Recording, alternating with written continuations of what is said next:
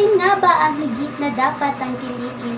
Pelikulang banyaga na sa ibang bansa nang galing o pelikulang Pilipino na sariling atin? Magandang araw sa inyo mga Ginoo at Binibini. Ako si Degasio Salesa, ang tatay ng nakambini. Dalawang grupo ng mga makata ang magtalastasan. Pelikulang Pilipino ang panig ng grupo sa aking kanan. Ang panig ng grupo sa aking kaliwa ay pelikulang banyaga naman. Pelikulang banyaga. Ang pelikulang banyaga ay mga pelikulang nagmula sa mga dayuhan. Isa na roon ang pelikulang Ingles na kinawiwilihan ng nakararami sa atin dahil maganda itong panoorin. Kasama na roon ang action movies, drama at iba pa. Nakakatulong din ang pagpanood ng mga pelikulang banyaga para mas makilala natin ang kanilang kultura, tradisyon at paniniwala na nag-uugnay sa ating lahat. Magandang umaga sa inyong lahat. Para sa akin, dapat natin tangkilikin ang pelikulang Pilipino. Una, ito ay pagiging Pilipino. Pangalawa, ito ay gawa ng Pilipino. Pangatlo, ito ay produkto ng Pilipino. Ang mga pelikulang Pilipino ay nagsisimbolo sa ating mga Pilipino. Inilalahad ito ang ating pagkakakilanlan sa iba at ipinapalam ito sa kanila. Ang pagtangkilik ng pelikulang Pilipino ay para na rin pagtangkilik sa ating pagkakakilanlan. Bakit pa tayo manood sa iba kung meron naman tayong gawa, di ba?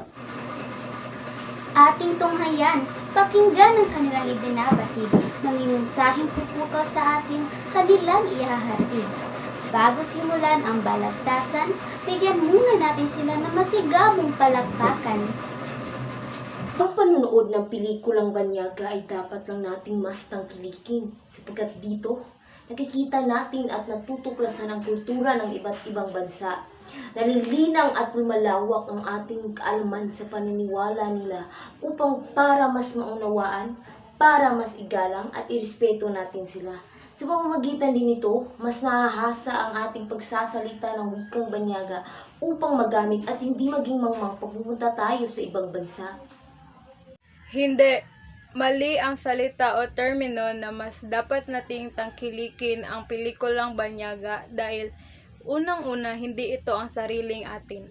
Ang pelikulang Pilipino na orihinal na gawa at likha ng mga Pinoy ang siyang dapat nating tangkilikin at ipagmalaki hindi lamang sa kapwa natin kundi pati na rin sa ibang bansa at ibang lahi. Okay, init na ng labanan. Mga salita nila'y nagsisiglaban. Ipapatuloy natin ang balagtasan. Muli natin silang pakinggan. Dapat lamang na tangkilikin natin ang mga pelikulang Pilipino upang mas umangat at mas umunlad ang mga gawang Pinoy. Hindi ba't mas mabuti iyon? Ang magkaisa upang maipakita ang paggalang at pagmamahal sa Pilipinas. Dapat nating unahin ang bayan na ating kinagisnan. Ang pangit naman sigurong ikaw mismo ang hindi nagpapakita ng suporta para sa sarili mong bayan. Paano natin masatangkilikin ang mga pelikulang sariling atin kung ito'y walang pagbabago? Paulit-ulit lang ang mga daloy ng istorya. Nandito pa rin tayo sa nagkapalitan ng mga sanggol sa ospital. Laging huling dumadating ang mga pulis sa krimen. May kabit na kampon si Satanas at mga paghihiganti ng bidang babae na naaping hindi matapos-tapos. Takot ang mga manunulat na sumubok ng bagong ideya. Kaya dapat lang natin tangkilikin ang pelikulang banyaga dahil napupukaw nito ang ating damdamin at emosyon. Ngayon, napakinggan na natin ang kanilang ibinabatid. Sa huling bakbakan, muli tayong makinig. Di ba tayo mga manonood? Karapatan din nating makakita ng pelikulang makabuluhan, nakakaaliw at kahanga-hanga ang mga teknikan at doon natin ito mararanasan sa mga pelikulang banyaga. Mas mabuting manood ng pelikulang Pilipino dahil dito natin makikita ang ating sariling kultura, sumasalamin ito sa ating pagkatao at mas maiintindihan natin ang ating pagka-Pilipino at bilang mamamayan ng ating bansa, dapat nating ipagmalaki kung anong meron tayo. Narinig na natin ang lahat. Mga salitang nais silang ilahad. Ngunit para sa akin, pantay lamang sila.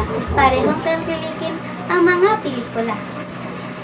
Pinapakita lang ito ang iba't ibang kultura at pagkakilanlan.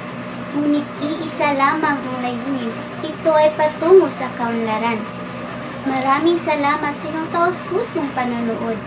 Aasahan ko pong makikita kayo sa susunod.